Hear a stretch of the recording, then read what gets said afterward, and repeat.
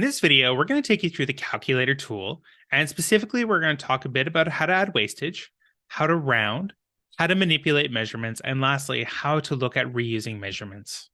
Now, to begin, we're going to go ahead and pick up on a takeoff that we'd previously done in the square foot video.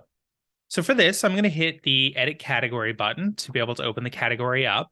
And previously I'd done the takeoff tool through here. So this is the takeoff that I've derived in, but now I want to go ahead and hit the calculator tool. Now, a couple things to note here is firstly, when it pops it open, it's going to pre-fill with the measurement and the takeoff that I'd already done. So I can go ahead and I can pop this open. I can see M1.1 for that was the material for which I did the original takeoff in and the material I'm on now. And so you'll see here that that's going to be pulling in just that respective measurement. Next up down here, we can go ahead and add in wastage in 5% increments. So 5, 10, 15, and obviously it's really up to you depending on the nature of the material and all the variety of circumstances that may come into adding wastage. In this case, I'll go ahead and add 10%. And once I've done that, always make sure you hit the equal sign there.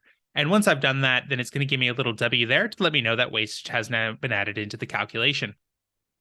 Clicking the calculator tool again, we can also go ahead and round calculations. So it gives you a little bit of flexibility here to round up to just a near term to make it a little bit easier and more manageable to use. From here, I want to talk a little bit about now manipulating and reusing measurements. So I'm going to add a new item in here, and let's just say labor to install insulation. So we'll mark the type as labor. And now for this example, let's just say it's going to be a 1-for-1 in terms of the takeoff area, as in the labor for the install of the installation is going to be the same area there.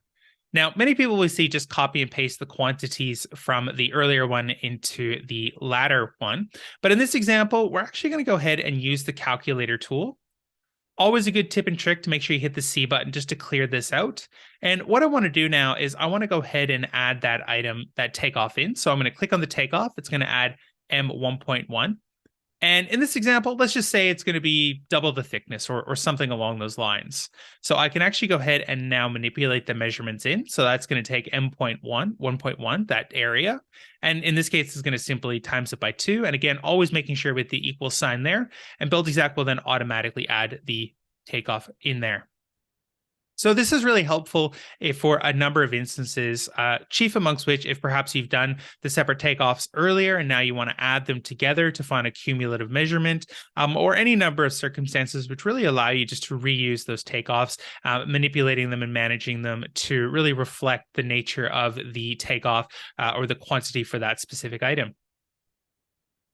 And that's how to use the calculator tool.